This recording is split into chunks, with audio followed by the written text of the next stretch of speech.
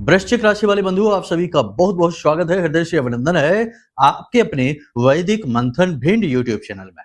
तो वृश्चिक राशि वालों, जरा ध्यान से सुनिए, क्योंकि जून महीने का अंत थोड़ा सा कठोर है। अंतिम समय में जून में आपके जीवन में घटित होंगी तीन बड़ी घटनाएं। ये तीन बड़ी घटनाएं बहुत ही ज्यादा आपके जीवन को प्रभावित करने वाली हैं। कुछ पॉजिटिव, कुछ नेगेटिव, लेकिन जो पॉजिटिव है उनमें भी नेगेटिविटी थोड़ी सी शामिल है और इसके विषय में जानना आपको बेहद आवश्यक है। जी हाँ बंधुओं, आज का यह कार्यक्रम बिल्कुल भी हल्के में मत लेना। ये कार्यक्रम आपके जीवन की दशा और दिशा बदल कर रख देने वाला है और आने वाला समय और काल आपके जीवन में कैसा रहेगा यह इस बात को निर्धारित कर देगा। जी हाँ, हम आपको कुछ ऐसे बड़े सूत्र देने जा रहे हैं जिन्हें आपको पूरे इस गुप्त नवरात्रि के विशेष पर्व में अपने जीवन में शामिल कर लेना है। और एक बात कि जिन लोगों ने इन सूत्रों को शामिल किया है, क्योंकि पिछली जो नवरात्रियां गुजरी हैं उनमें हमने ये अनुभव प्राप्त किया कि जिनको भी हमने ये सूत्र बताए हैं उन लोगों के जीवन में बड़ी चमत्कारी परिवर्तन हुए हैं। जी हाँ, और आप खुद इन सूत्रों को जब अपने जीवन में लेकर आएंगे तो इनके चमत्कारी प्रभाव आपको खुद महसूस होंगे। जी हाँ, प्रत्यक्ष को प्रमाण क्या, आप खुद ही इसे करके देखिए और अनुभव हासिल करिए और उसके बाद हमें मैसेज करके, कमेंट करके, फोन करके बताइए। हजारों लोगों ने हमें ये बात बताई है कि आपके बताए ये सूत्र गुरुजी, महाराज जी बहुत ही अच्छी तरह से हमारे जीवन में सटीक फिट बैठे। माई की ऐसी कृपा जीवन में आई कि हमने पीछे मुड़कर ही नहीं देखा। जी हाँ, और हम माई के दास, माई के सेवक, माई के बहुत ही तुच्छ, बहुत ही निम्न साधक आपको पूरा विश्वास दिलाकर ये बात कहते हैं कि आप आज के इस कार्यक्रम को अंत तक देखें और जो बातें हम आपको बताने वाले हैं उन्हें जीवन में उतार लें। उसके बाद आप खुद अपनी बातों से और अपने अनुभवों से हमें ये बात बताएंगे कि आपके जीवन में कैसा परिवर्तन आया है। जी हाँ बंधुओं, आप बस कार्यक्रम में अंत तक ठहरिए, यही हमारा आपसे निवेदन है। बड़े ही भाव के साथ, बड़े ही रुच कर हम इस कार्यक्रम को आपके लिए लेकर आए हैं। आपको हम बताने वाले हैं आपके आने वाले 3 से 5 दिनों की, यानी कि जून के अंत के और जुलाई के शुरुआत के कुछ दिनों की भविष्यवाणियां। ये बेहद जरूरी है। याद रखना कि जब कोई भी समय और काल परिवर्तित होता है तो कुछ ना कुछ जीवन में अनोखा यानी उतार चढ़ाव भरा जरूर परिवर्तन आता है। ऐसे में बुद्धिमान इंसान इशारों को, संकेतों को समझता है, परिवर्तन जीवन में लेकर आता है और आने वाले घटनाओं को, आने वाले विषयों को अच्छी तरह से समझ लेता है और आगे बढ़ जाता है। मूर्ख इंसान चीजों को गंभीरता से लेता ही नहीं है। कोई इसे कुछ भी कहता रहे, वो हर बात को नकारता चला जाता है, नकारता चला जाता है और अंत में जाकर खुद फंस जाता है। फिर अपनी कुंडली लेकर यहां से वहां घूमता रहता है। लेकिन इसमें भी कोई अच्छा माई का, भगवान का साधक, कोई अच्छा एस्ट्रोलॉजर मिल जाए तो बड़ी बात है, वरना लोग भटका देते हैं मार्ग से, कुछ का कुछ बता देते हैं और डरा धमका कर अपनी चीजें बेच देते हैं। कोई रत्न बेच देता है, कोई मालाएं बेच देता है, कोई पूजा पाठ बेच देता है। 20-20, 25-25 हजार रुपए की ठगी हम देखते हैं। फिर बेचारे हमारे पास आते हैं तो हम छोटी सी 100, 200, 400 रुपए की जो समाधान है, जो पूजा सामग्रियां हैं, जो विधियां हैं, उन्हें बताते हैं और माई की कृपा से उनका उद्धार होता है। देखो, संसार में सब कुछ चल रहा है, जितना सत्य चल रहा है उससे कहीं ज्यादा असत्य चल रहा है। और सत्य के साथ समस्या यह है कि असत्य की इस भीड़ में बेचारा सत्य दब गया, कुचल गया और उसकी अब पहचान ही समाप्त होती जा रही है। झूठों के बीच पता ही नहीं चलता कि कौन सत्य है, कौन सच्चा है। सबको प्रमाण पत्र लेकर घूमना पड़ रहा है, लेकिन हम ऐसा कोई प्रमाण पत्र नहीं लेकर घूमते। हमारी माई ही हमारा प्रमाण पत्र है। जिसको विश्वास है वो तो इन बातों को समझ लेगा और आगे बढ़ जाएगा। जिसको विश्वास नहीं है, कोई बात नहीं है, अभी और ठोकरें खाइए, बाद में फिर समझ में आ ही जाएगा। बंधुओं, आज के इस कार्यक्रम में जो बातें हम बताएंगे उनमें सर्वप्रथम आपके जीवन की भविष्यवाणियां, 7 बड़ी भविष्यवाणियां करेंगे। उसके बाद हम आपको बताएंगे 3 ऐसी घटनाएं जो आपके जीवन को परिवर्तित करने वाली हैं। और इस कठोर समय में, इस कठिन समय में, क्योंकि जून का ये जो अंत का समय है ये थोड़ा कठिन है। कोई एस्ट्रोलॉजर या कोई भी व्यक्ति कुछ भी कहता रहे कि अब ये होगा, वो होगा, करोड़पति बन जाओगे, ऐसा हो जाए, ऐसा कुछ भी नहीं है। सत्यता एकदम उलट होती है, लेकिन लोग सत्य को ना तो दिखाना चाहते हैं, ना बताना चाहते हैं और यहां तक कि लोग सुनना भी नहीं चाहते हैं, क्योंकि सत्य बड़ा रूखा सूखा कड़वा है और थोड़ा सा बदसूरत भी हो गया है। जी हाँ, क्योंकि ये कलयुग है, यहाँ सत्य के साथ यही होना है। ठीक है, लेकिन हम वही बताएंगे क्योंकि हमने माई की सेवा उठा रखी है, हम गलत काम नहीं करेंगे। पहली चीज, इसी के साथ साथ हम आपको बताएंगे वो सूत्र जिससे माई की सीधी कृपा आप तक पहुंचेगी। माई आपको शुभ का आशीर्वाद देंगी, बरकत आएगी। ठीक है, तो बस आपको कार्यक्रम अंत तक देखना है, ठहरना है, गंभीरता के साथ, पूरे चित्त के साथ, शांति के साथ चीजों को समझना है और इन्हें जीवन में उतारना है। उम्मीद करते हैं आप सारी बातों को समझ रहे हैं। कार्यक्रम में अंत तक जरूर ठहरेंगे तो हमारी मेहनत भी सफल होगी और माई की सेवा कृपा आप तक पहुंचेगी। चलिए माई को याद करते हुए कमेंट बॉक्स में पूरे भक्ति भाव के साथ लिख डालिए, जय मां बगलामुखी कृपा करो। इसी के साथ साथ बंधुओं, आज से नवरात्रि प्रारंभ हो चुके हैं। जिसको भी नवरात्रि की पूजा में शामिल होना है, क्योंकि हम तो वो करेंगे ही, हमारा कर्म है, हमारा यही धर्म है, हमारा यही उद्देश्य है। हम तो माई की सेवा में प्रतिदिन दिन रात का अनुष्ठान करेंगे ही। आपको भी यदि इसमें शामिल होना है तो वीडियो में दिए गए नंबरों पर फोन करिए और इस सुअवसर का लाभ ले लीजिए। ऐसे अवसर रोज रोज नहीं आते हैं। दुनिया भर की चीजों में तो खर्चा होता ही है, लेकिन थोड़ा सा अंश मात्र, जरा सा खर्चा पूजा पाठ में, अनुष्ठानों में कर लो। इससे पुण्य का घड़ा भरता है और जीवन में मुसीबतों से इंसान बच जाता है, रक्षा कवच तैयार हो जाता है। फिर आपकी मर्जी है, आपकी इच्छा है, हम तो सिर्फ आपको सुझाव दे रहे हैं। हमारा तो कर्म है, हम तो करेंगे ही, वो नहीं रुकेगा। आप ये ना सोचना कि आप दक्षिणा देंगे उससे हमारा कर्म होगा, नहीं, हम तो करेंगे ही, हमारा यही उद्देश्य है। ठीक है, चलिए, उम्मीद करते हैं सारी बातें आप समझ रहे हैं, किसी बात को आपने अन्यथा नहीं लिया है, गलत नहीं लिया है, क्योंकि कभी कभी थोड़ा कठोर भी होना पड़ता है, मजबूरी हो जाती है। चलिए अब अपने मूल विषय को शुरू करते हैं। बात करते हैं 5 बड़ी भविष्यवाणियों की। प्यारे मित्रों, हमारे अत्यंत प्रिय और परम पूज्य अमिताचार्य जी के पास मां बगलामुखी और मां भद्रकाली की साधनाओं का वर्षों का अनुभव है और माता रानी की इनके ऊपर पूर्ण कृपा और सिद्धि है। आचार्य जी ने अपने सटीक कुंडली विश्लेषण और श्रेष्ठतम उपायों के माध्यम से हजारों लोगों के जीवन को खुशियों से भरा है। आचार्य जी का कुंडली विश्लेषण और उपाय करवाने का तरीका इतना अद्भुत है कि जीवन के हर एक दुख और कष्ट का कारण जड़ से ही समाप्त हो जाता है। फिर समस्या चाहे जैसी भी हो, कर्जा बहुत बढ़ गया हो, व्यापार चल नहीं रहा हो, बीमारियों में आप बर्बाद हो चुके हो, रिश्तों में प्रेम समाप्त हो चुका हो, या फिर नौकरी ही ना मिल रही हो, विवाह में देरी होती हो, कैसी भी समस्या हो, इन समस्याओं का कारण क्या है, कौन सी महादशा परेशान कर रही है, कौन सा दोष लगा हुआ है, सब कुछ आचार्य जी इतना सटीक बताते हैं कि वर्षों वर्ष के दुख कुछ ही दिनों में समाप्त हो जाते हैं। अगर आपके जीवन में भी कोई ऐसी संकट की घड़ी है तो यही सही समय है जब आप पूज्य आचार्य जी के हाथों से अपनी कुंडली का विश्लेषण करवाएं और वर्षों से चल रहे दुखों और संकटों के इस चक्र से बाहर निकल जाए। प्यारे मित्रों, अभी वीडियो में दिए गए नंबरों पर फोन करिए और अपनी कुंडली का श्रेष्ठतम आकलन करवा डालिए। जिंदगी बदलने का ये सबसे बड़ा मौका हाथ से मत जाने दीजिएगा। जय माई की, महामाई आपका कल्याण करे। सबसे पहली भविष्यवाणी ध्यान से सुनिए। अगले 3 से 5 दिनों में किसी के साथ बहसबाजी हो सकती है, झगड़ा हो सकता है, और वो कोई पराया नहीं, आपका अपना ही है। जी हाँ, पति पत्नी के बीच तनाव झगड़ा, प्रेमियों के बीच तनाव झगड़ा, परिवार के किसी सदस्य के साथ किसी प्रकार की बहसबाजी, तनाव झगड़ा। और सबसे बड़ी बात कि ये होगा क्यों जानते हैं? ये इसलिए होगा क्योंकि आपको अपने सम्मान में कमी दिखाई देगी। जी हाँ, आपके अपने ही आपके साथ कुछ ऐसा व्यवहार करेंगे कि आपको ऐसा लगेगा जैसे कि आपकी इज्जत ही कम होती चली जा रही है, सम्मान ही कम होता चला जा रहा है। और लेकिन देखो, एक बात है, आप ऐसे व्यक्ति हैं, आप ऐसे कह सकते हैं कि गंभीर व्यक्ति हैं, गौरवान्वित व्यक्ति हैं कि आप धन का नुकसान सह सकते हैं, चीजों का नुकसान सह सकते हैं, सेहत का नुकसान सह सकते हैं, लेकिन मान सम्मान का नुकसान आप सह नहीं सकते हैं।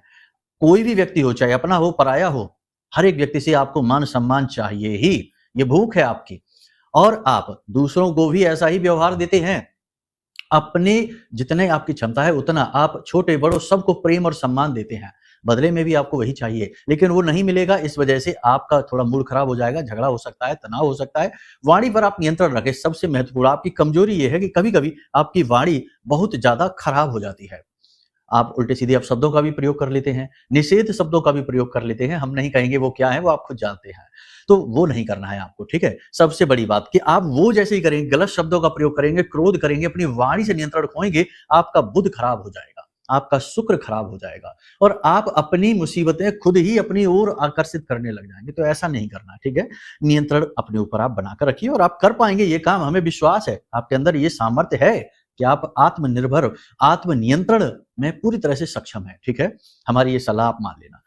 दूसरा, व्यापार में किसी भी प्रकार की साझेदारी, किसी भी नए प्रोजेक्ट की शुरुआत या किसी भी तरीके का बड़ा खर्चा करने से पहले थोड़ा सावधान हो जाइए। कम से कम जून के अंत के ये दिन तो आप टाल ही दीजिए अगर हो सके तो। और यदि नहीं टाल पा रहे हैं तो कोई बात नहीं है, संभल कर, होशियारी के साथ, सतर्कता के साथ कार्य को करिए, ठीक है। और एक बात यहाँ पर हम आपको बता दें कि किसी के बारे में कोई भी बात जब आप कह रहे हैं, चाहे अपना हो, चाहे पराया हो, चाहे ऑफिस हो, चाहे कोई भी जगह हो, किसी भी व्यक्ति के बारे में कोई भी बात आप कह रहे हैं तो थोड़ा-सा संभल जाइए, ठीक है? क्योंकि आपकी बात गलत तरीके से वहाँ तक पहुँचाई जा सकती है और फिर आपका वहाँ से टकराव हो सकता है, आपके रिश्ते खराब हो सकते हैं। आपने तो बस यूँ ही कह दिया, मज़ाक में कह दिया, आपका तो इतना कोई अंदर से भाव भी नहीं था किसी की भावनाओं को छेड़ने का। लेकिन बीच के कुछ लोग ऐसे हैं जो इस बात का पूरा आनंद ले लेंगे और आपकी बात गलत तरीके से, कह सकते हैं ना, मसालेदार बनाकर वहां पेश कर देंगे और आपके रिश्ते खराब करवा देंगे। तो थोड़ा सा आप संभल कर चलिए। बातें किसी के भी बारे में, किसी के व्यक्तिगत जीवन के बारे में बोलने से पहले थोड़ा सा सावधान हो जाइए और कानाफूसी से थोड़ा सा सतर्क रहिए, ठीक है ना। इसका डर है। विरोधियों को बिल्कुल भी हल्के में मत लेना। आपके जो विरोधी हैं, जो शत्रु हैं, कार्यस्थल पर हो चाहे अपने घर में ही क्यों ना हो, जी हाँ, विचित्र बात है ना, लेकिन हैं, आपके घर में ही शत्रु भी हैं, आपके घर में ही विरोधी भी हैं। जी हाँ, तो आपके जो विरोधी हैं, इनसे थोड़ा-सा अलर्ट रहना, संभल कर रहना, ये आपका नुकसान पहुँचा सकते हैं, इन्हें हल्के में ना लेना, ठीक है? कैसे अलर्ट रहेंगे आप? अपनी वाणी को सोच समझ कर प्रयोग करिए, जितना ज़रूरी है उतनी बात करिए, लंबी-लंबी गप्पें हाँकने की, बड़ी-बड़ी बातें करने की ज़रूरत नहीं है। कोई ऐसी बात आपके मुँह से निकल जाएगी जिसका कुछ और ही मतलब निकाला जाएगा और आपके साथ गलत व्यवहार हो जाएगा, आपके दिल को ठेस पहुँच जाएगी। आप बड़े नाजुक हृदय के इंसान हैं, भावुक हैं, बाद में फिर आप अकेले में सोचेंगे कि ये क्यों हुआ, कैसे हुआ? इसके चक्कर में ज़्यादा कुछ नहीं, बस आपका समय, आपकी ऊर्जा का नुकसान होगा और सबसे बड़ी बात कि आपकी भावनाओं का नुकसान होगा। ये नुकसान ज़्यादा बड़ा है, ठीक है? तो इसके लिए थोड़ा-सा संभल कर रहिए, है ना? देखो, आपको है ना केवल अपना धन नहीं बचाना है। धन बचाना तो सीधी-सी बात है, सभी जानते हैं, सीख भी रहे हैं धीरे-धीरे। धन बचाइए, अपनी ऊर्जा को भी बचाइए। व्यर्थ में अपनी एनर्जी को वेस्ट ना करिए कि घंटों बैठ के गप्पे हाँक रहे हैं, घंटों इधर-उधर घूम रहे हैं। देखो, अपनी ऊर्जा को भी बचाइए। उतनी ही लिमिटेड ऊर्जा मिली है आपको, उसे एक बार में खर्च कर देंगे तो दिन भर थकान में बैठे रहेंगे और अगर उसे धीरे-धीरे खर्च करेंगे तो पूरा दिन क्वालिटी वर्क आप कर पाएँगे। समझ रहे हैं ना आप हमारी बात? लेकिन इन सब से भी कहीं ज़्यादा महत्वपूर्ण, भावनाओं को भी बचाइए।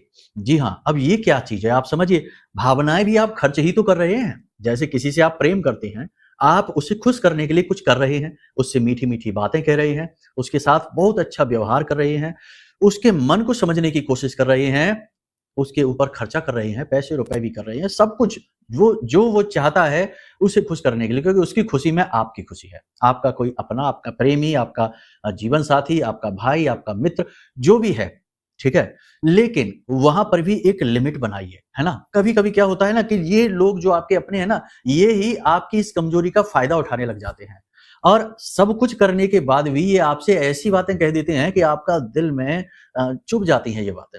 फिर आप सोच में पड़ जाते हैं, ठेस पहुँच जाती है, कहने का मतलब ये है। और जब ये ठेस पहुँचती है ना, तो ये आपको सोचने पर मजबूर कर देती है। फिर आप सोचते रहते हैं कि ऐसा क्यों हुआ? क्यों कह दिया? कहीं आपने गलत निर्णय तो नहीं ले लिया है? कहीं ऐसा तो नहीं कि आप जिससे इतना प्रेम लगा रहे हैं, वो इसके काबिल भी है कि नहीं? इसे डिज़र्व भी करता है कि नहीं? कि आप गलत इंसान पर भरोसा कर रहे हैं, गलत इंसान को ज़रूरत से ज़्यादा प्रेम दे रहे हैं। यानी कि इमोशनल इन्वेस्टमेंट आपका जो हो रहा है उसमें थोड़ा-सा केयरफुल रहिए, उतना ही आगे बढ़िए जितने की आवश्यकता है, लिमिट से ज़्यादा नहीं, है ना? कभी-कभी उम्मीदें बहुत ज़्यादा बढ़ जाती हैं और सामने वाला उस उम्मीद पर खरा नहीं उतरता है, तो दिल दुखता है। और आपका जो है ना एक ऐसा सिस्टम बना हुआ है कि अगर आप इमोशनली हर्ट हो जाते हैं, चाहे बातों से हो, चाहे किसी के काम से हो, किसी भी तरीके से, तो आप अपने मन से वो बातें निकाल नहीं पाते हैं। मन में वो बातें घूमती रहती हैं, घूमती रहती हैं। इससे क्या होता है, आपके काम पर इसका बुरा असर पड़ता है, सेहत पर भी बुरा असर पड़ता है। तो इसलिए आपको हम समझाने के दृष्टिकोण से इस बात को बता रहे हैं, ठीक है? पॉजिटिवली लेना हमारी बातों को। हम किसी के खिलाफ नहीं कह रहे हैं आपसे, हम सिर्फ़ एक संतुलन बनाने की बात कह रहे हैं, ठीक है ना? कभी-कभी लोग कमेंट कर देते हैं कि गुरुजी आप कह रहे हैं कि अपनों पर भरोसा ना करो, ये ना करो। अरे हमने ये कभी कभी नहीं कहा कि अपनों पर भरोसा ना करो, भरोसा ज़रूर करो। ये संसार भरोसे से ही चल रहा है। एक दुकानदार पर भरोसा आप करके उससे सामान ले आते हैं, आटा-दाल ले आते हैं और घर पे बना के खाते हैं। अगर वो आपका शत्रु हुआ, उसने कुछ उसमें मिला दिया या लापरवाही दिखाई, कुछ उल्टा-सीधा हो गया, तो आपने तो उसे खा लिया। लेकिन भरोसा, देखो भरोसा करना ही पड़ता है, ये संसार भरोसे से ही चल रहा है। लेकिन हर एक भरोसे की एक सीमा है, एक हद है, ठीक है ना? हद को तो पहचानना ही पड़ेगा। अगर हद नहीं पहुंचेंगे तो फिर हालत खराब हो जाती है। यही तो हम आपको बताते हैं। तो इस बारीकी को आप समझिए, ठीक है ना? अतिशयोक्ति सर्वथा वर्जते, ये कहावतें हैं। ये हमारे शास्त्रों की कहावतें हैं, लेकिन ये सत्य हैं। इनके प्रमाण हैं जीवन में, इसीलिए तो ये अभी तक चल रही हैं, ठीक है? तो ये चीज़ है। दूसरा, एक और सबसे बड़ी भविष्यवाणी आपको हम बताना चाहेंगे कि अब आप कुछ ऐसा महसूस करेंगे कि आप जीवन की जैसे भाग-दौड़ है, बहुत भागम-भाग हो गई, आपने बहुत कॉम्पिटिशन कर लिया, बहुत मेहनत कर ली, बहुत कुछ अचीव करने के लिए बहुत जोर लगा लिया, लेकिन अब कहीं न कहीं आप अंदर-अंदर से थोड़ा इन सब चीज़ों से है ना चिढ़ से गए हैं, कुछ आपको खीज-सी हो रही है। आपके मन में ये आ रहा है कि आप कुछ ऐसा करें या कुछ भी ना करें, कुछ टाइम के लिए ब्रेक ले लेते हैं।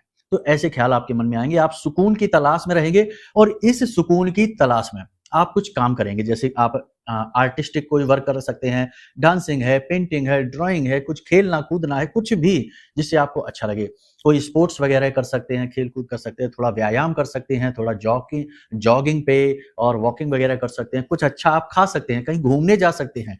ये सारी एक्टिविटी आप इसलिए करेंगे क्योंकि अब कुछ टाइम के लिए आपको ब्रेक चाहिए। आपने बहुत अपने जीवन को थोड़ा-सा भागम-भाग में ऐसा उथल-पुथल में फँसा रखा है कि अब आप इन सब चीज़ों से खुद ही थक चुके हैं। तो आप इसके लिए कुछ ऐसे प्रयास, कुछ कोशिश करेंगे और ये ज़रूरी है, अच्छी बात है। ब्रेक के बाद आप थोड़ा-सा तरोताज़ा होंगे और उसके बाद फिर से आप एक नया स्टार्ट करेंगे, रीस्टार्ट करेंगे और वो बहुत पावरफुल होगा।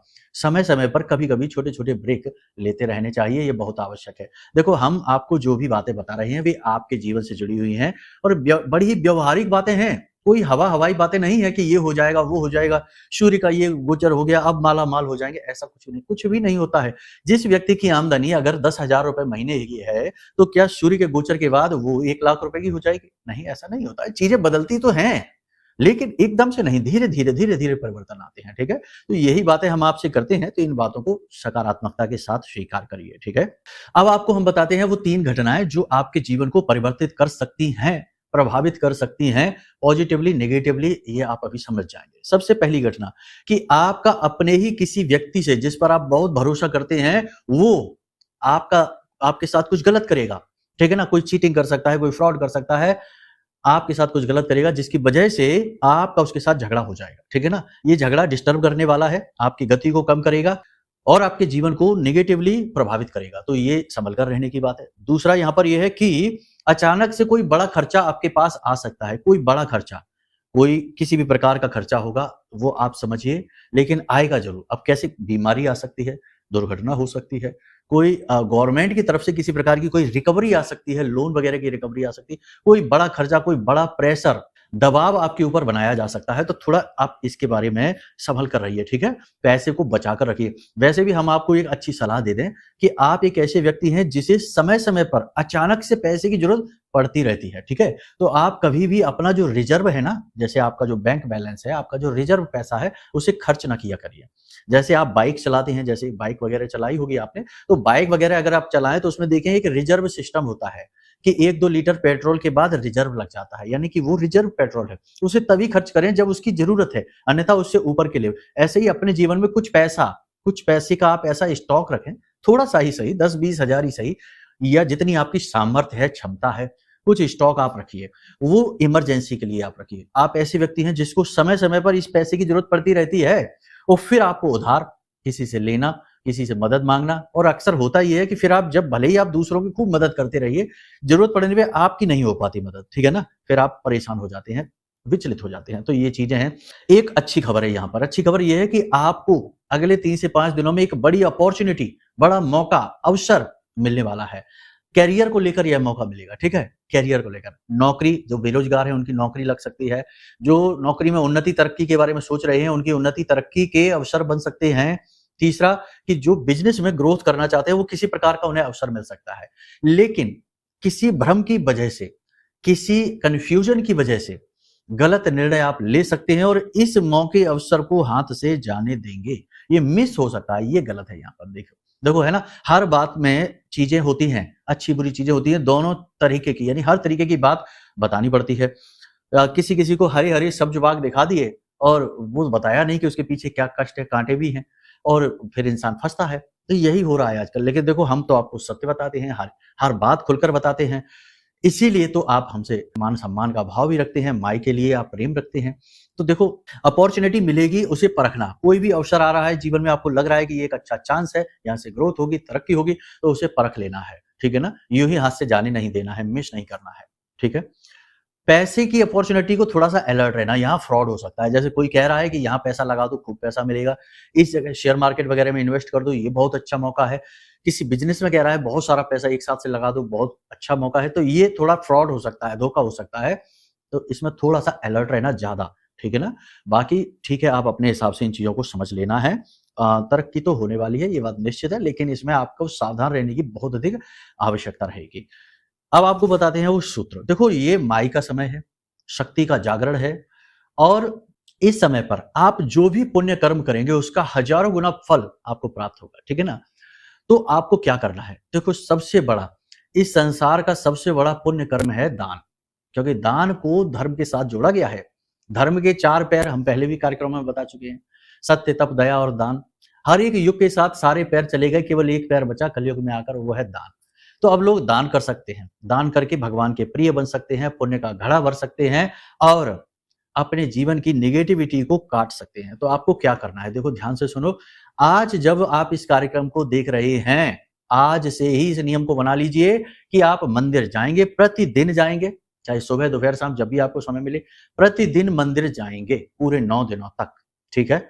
और मंदिर में केवल जाएंगे नहीं, भगवान के साथ अपना भाव जोड़ेंगे। जैसे आप अपने पिता के पास आ गए हैं, आपके पिता आपसे पूछ रहे हैं कि बताओ बेटे, क्या हाल है, क्या तकलीफ है, बताओ।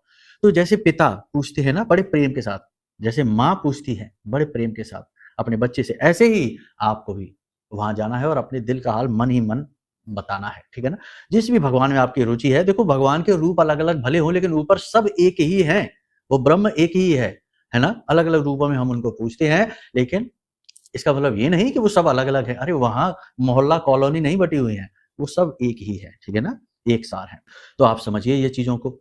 अब आपको क्या करना है? वहां दान करना है, प्रतिदिन दान करना है। जब भी जाए आप मंदिर में दान करें, अपनी क्षमता अनुसार करें। ये नहीं कि 5 रुपए, वैसे तो हम यही कहते हैं 5 रुपए 10 रुपए डाल के आ जाना, लेकिन ये आप थोड़ा सा ज्यादा है ना, 10, 20, 50 रुपए आप करना। कितना हो जाएगा? 9 दिन आप करेंगे तो 400-500 रुपए खर्च होंगे, ज्यादा से ज्यादा। 50 रुपए भी डाले तो ज्यादा से ज्यादा 400, 450 या 500 रुपए, कोई बहुत ज्यादा तो नहीं है। अगर आपकी सामर्थ्य नहीं है तो आप 10 रुपए भी करें, ठीक है ना? लेकिन ज्यादा इससे होगा ये कि इसके बाद क्या है कि कन्याएं खिलाई जाएंगी, मंदिर में कोई धार्मिक अनुष्ठान होगा, आपका वह धन प्रयोग किया जाएगा और आपको घर बैठे बैठे पुण्य प्राप्त हो जाएगा, है ना?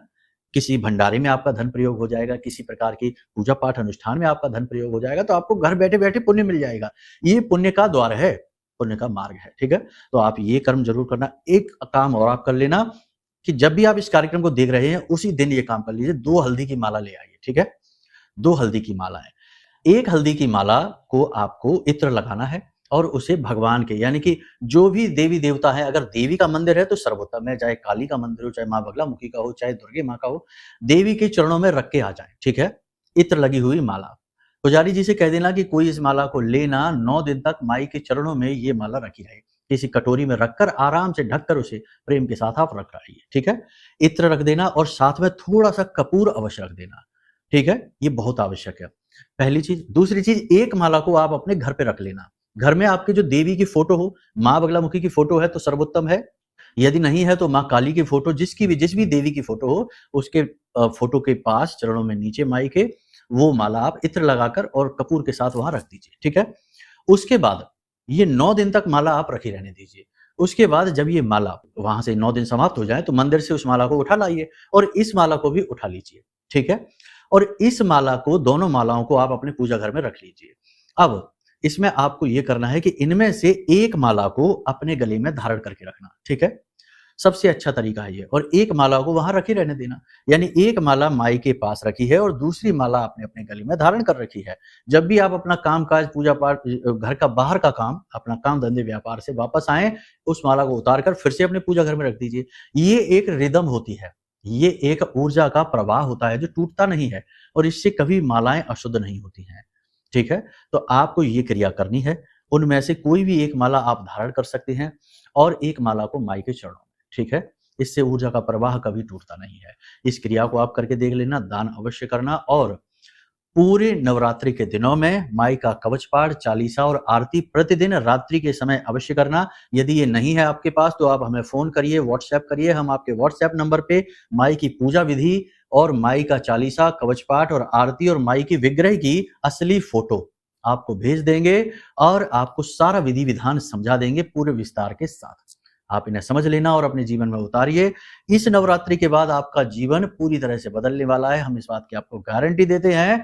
बस आप भाव को जोड़िए, ठीक है? उम्मीद करते हैं सारी बातें आपने समझ ली हैं। अब यदि कोई प्रश्न मन में उठे तो कोई बात नहीं है, नंबर वीडियो में है। कुंडली का विश्लेषण कराना है तब भी नंबर वीडियो में है। इन पे फोन करिए, सारी जानकारी ले लीजिए।